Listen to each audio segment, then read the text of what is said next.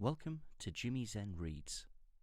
Spike Milligan, the Great Man. My Uncle Bertram Twit was a great man. He told me so himself. One can't argue with facts like that. He was a tall, handsome, cross-eyed man with eczema. He walked with a pronounced limp.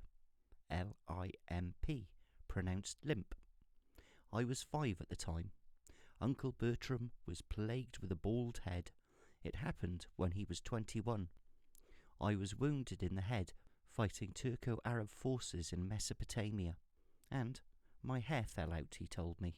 Latterly, I discovered he went bald naturally, but that was too ordinary for a great man.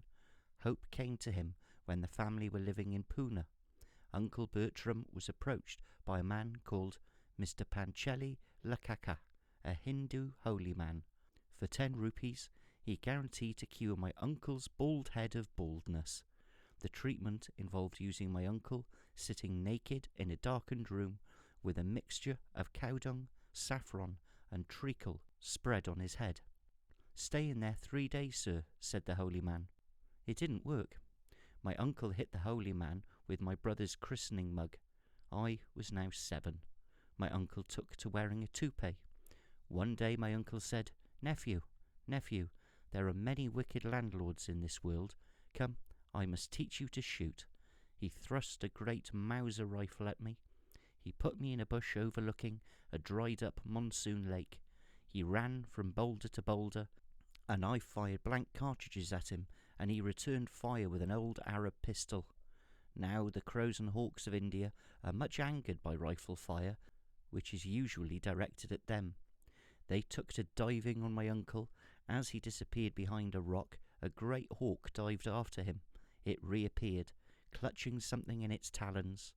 Uncle appeared a second later, revealing a clawed bald head and swearing above and beyond all the call of normality. He threw rocks, sticks, clods, one of his shoes, and discharged his pistol. But the hawk flew beyond the reach of the great man. That evening, wearing a handkerchief knotted around his heavily iodined head, he wrote a letter to England ordering a fresh wig and a powerful adhesive glue.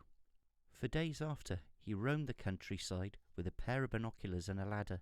He searched every hawk's nest for 50 square miles around. But, alas, never again did he find that wig, and never again did we play at shooting. Years later, an Indian naturalist reported a strange find, a hawk's nest made from a wig. Stranger still, it wasn't my uncle's. I was 11 at the time. The end.